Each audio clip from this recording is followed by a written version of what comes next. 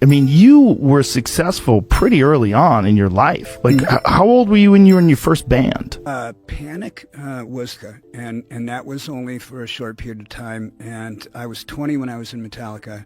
So I probably started when I was around, I don't know where that came from, but there was just a shred factor to that guy.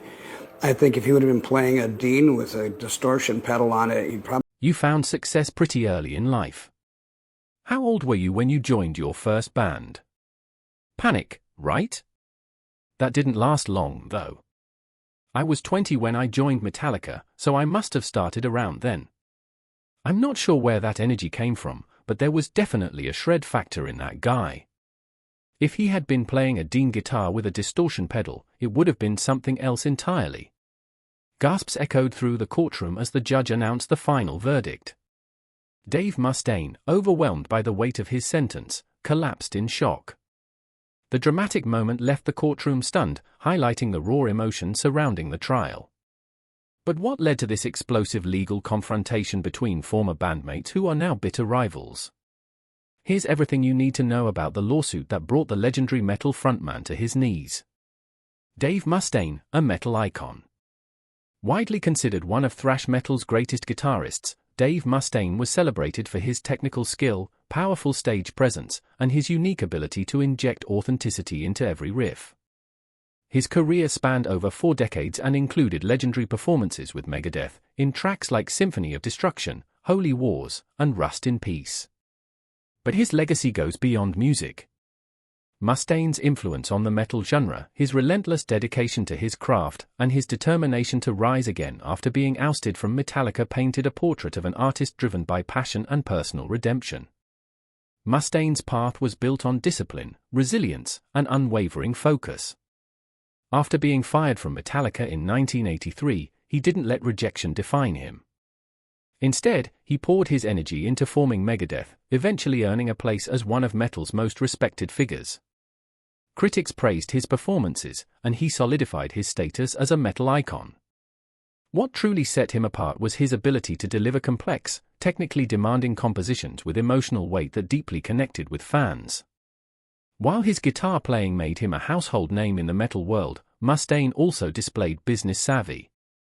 He transformed Megadeth into a metal powerhouse and later expanded into ventures like high-end wines and merchandise, earning millions, funds that would later fuel his legal battles with his former band.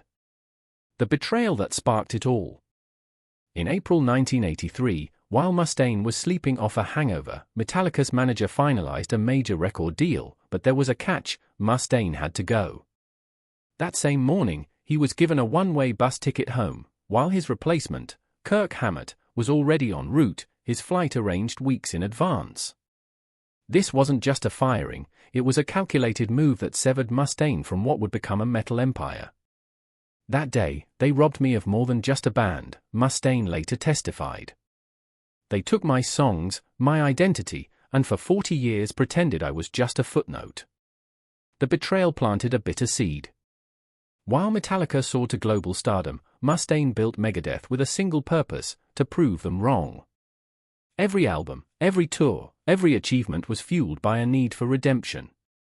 But beneath it all lingered a painful truth: the songs he helped create were generating millions in royalties he never saw. The rise of two metal giants. After Mustaine's dismissal, both Metallica and Megadeth took widely different paths to success. Metallica's career skyrocketed after signing with Elektra Records. Albums like Ride the Lightning and Master of Puppets redefined thrash metal. Their fierce sound and sharp business moves made them the genre's most profitable band. Meanwhile, Mustaine struggled at first. Labels hesitated to support someone viewed as Metallica's reject. Megadeth's debut, Killing Is My Business, and Business Is Good, was produced on a tiny budget of $8,000, a small fraction of Metallica's resources.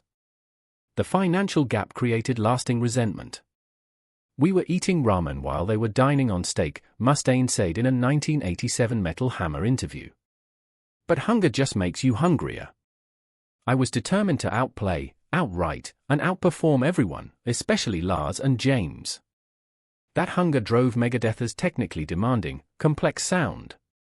While Metallica evolved toward broader mainstream appeal, Megadeth leaned into precision and speed. Albums like Peace sells. But who's buying? Reflected Mustaine's intricate musicianship and politically sharp lyrics, positioning Megadeth as the cerebral counterbalance to Metallica's brute force. The late 80s and early 90s saw the rivalry reach its peak. Metallica's self-titled Black Album catapulted them into mainstream fame, selling over 16 million copies in the US alone. Meanwhile, Megadeth's Rust in Peace and Countdown to Extinction earned critical acclaim for their technical brilliance. Behind the scenes, Dave Mustaine faced ongoing struggles with substance abuse, issues that jeopardized his career and, according to him, stemmed from the trauma of being fired from Metallica.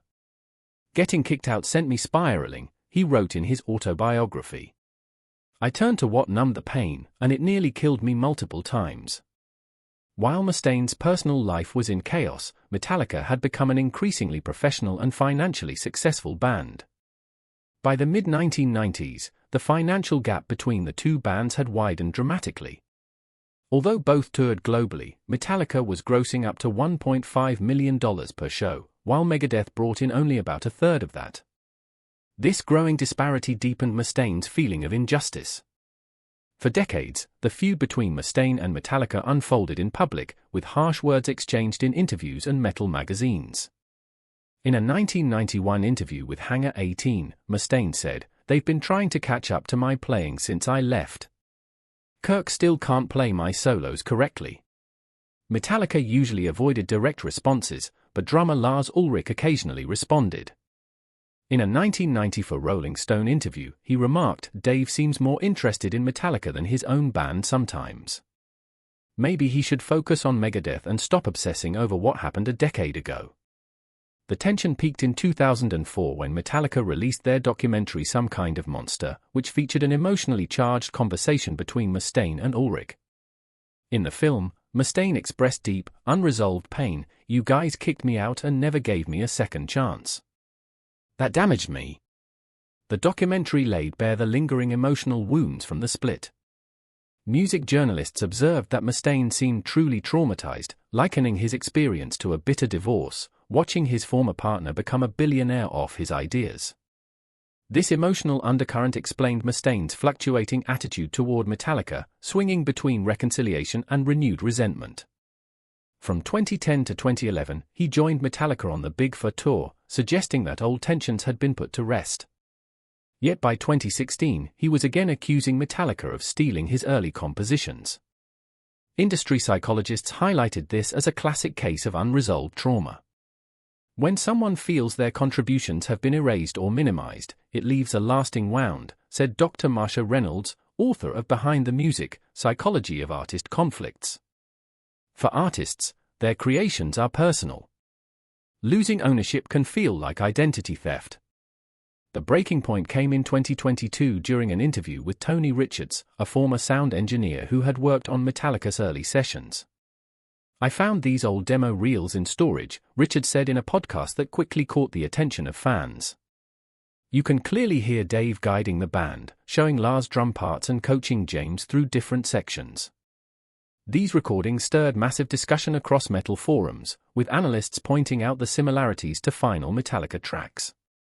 Soon after, Mustaine's daughter showed him a business report estimating that the Four Horsemen had earned around $22 million in royalties, yet Mustaine had received nothing. "My dad wrote that main riff when he was barely out of his teens," she told a reporter. "That song helped launch Metallica, and he was never properly credited." The moment struck a personal chord. Motivated by his daughter defending his legacy, Mustaine quickly put together a legal team and filed a $250 million lawsuit.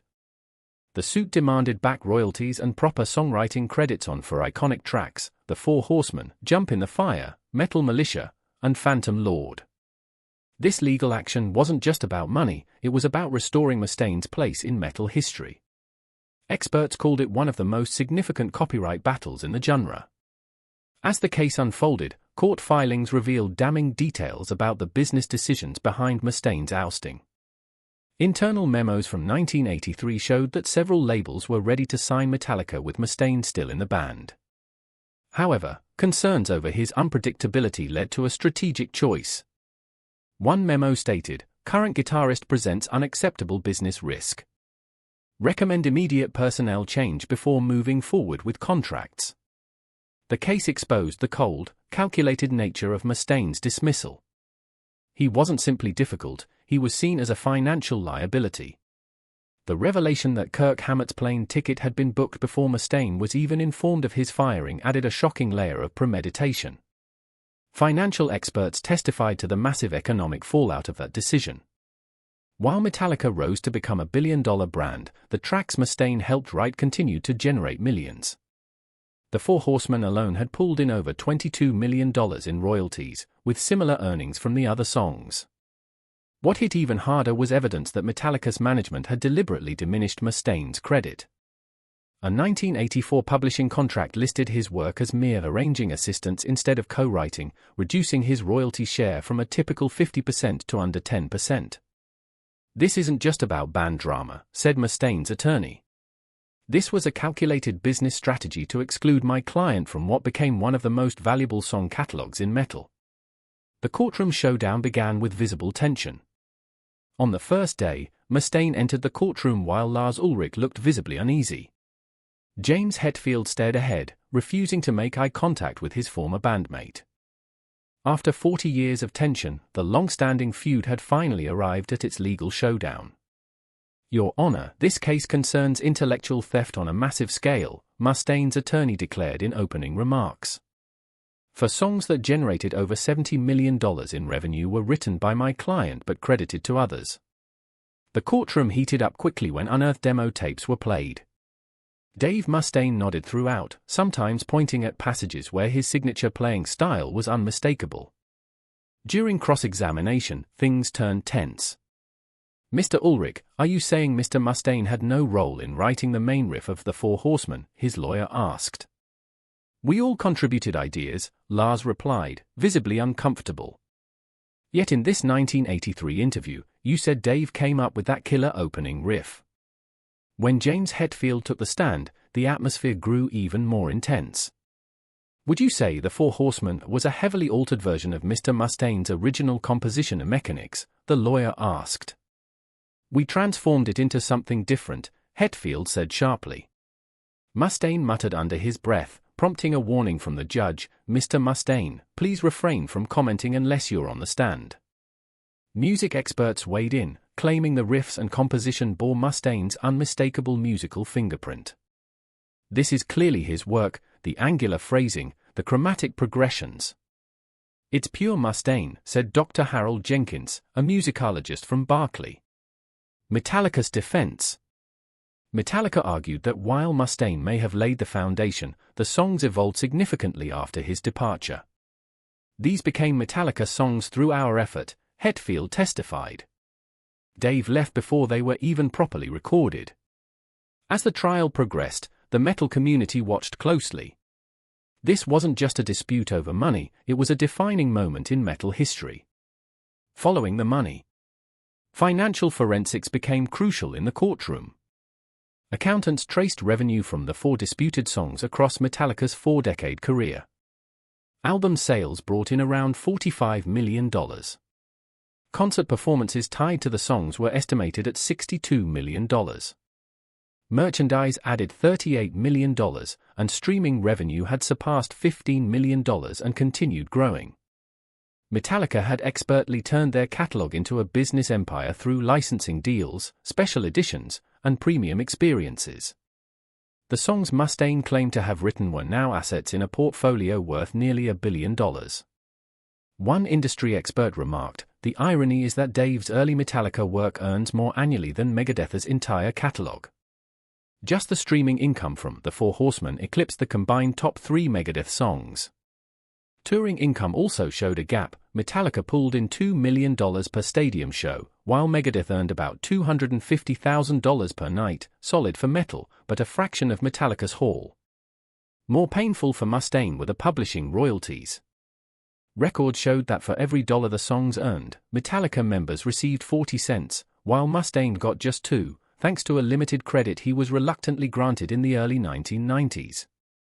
The verdict and the collapse.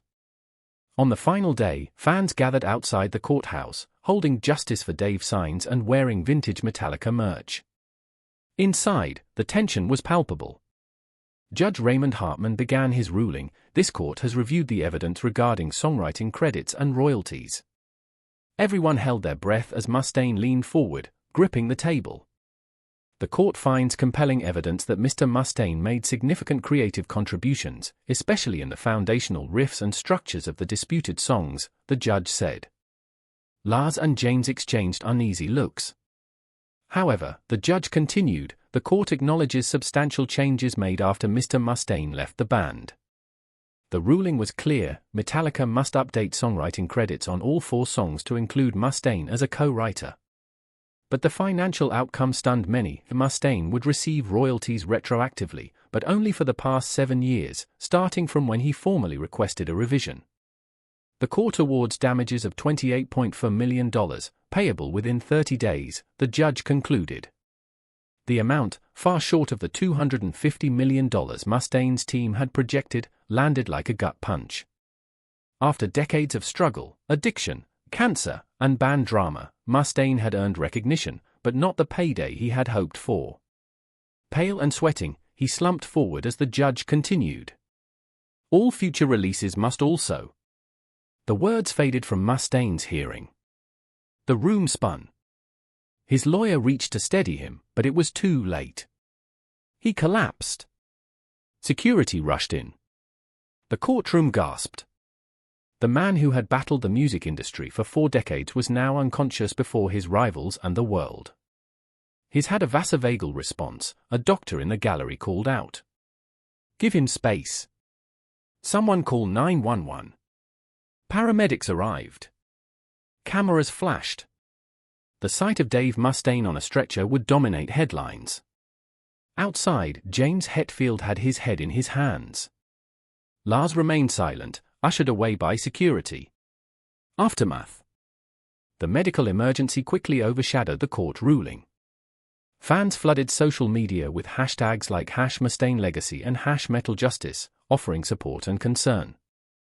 3 days later, Mustaine, still pale but determined, posted a video from his hospital bed. 40 years of anger will apparently give you high blood pressure, he joked. The doctor says I need to let some things go, maybe he's right. The moment seemed to change something. In a surprising twist, James Hetfield was spotted entering the hospital.